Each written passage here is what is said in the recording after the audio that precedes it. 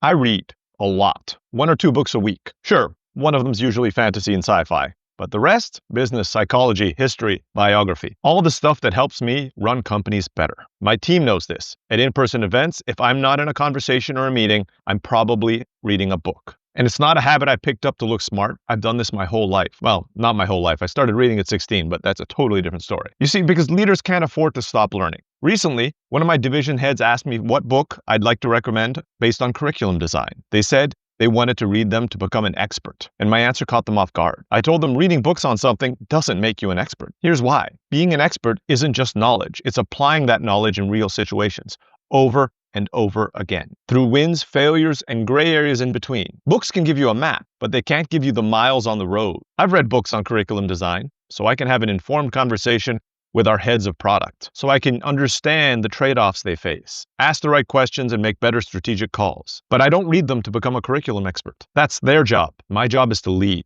to connect the dots, allocate resources, and remove roadblocks so they can excel. That's a hard shift for a lot of people moving from a specialist to a leader. As a specialist, your value comes from being the expert. As a leader, your value comes from creating conditions where experts can do their best. I get why you look disappointed. There's comfort in thinking you can read your way into expertise. But leadership isn't about knowing more than everyone. It's about knowing enough to trust the right people, ask the right questions, and make the right calls. So let me ask you, are you focused on becoming an expert or a leader who guides the experts?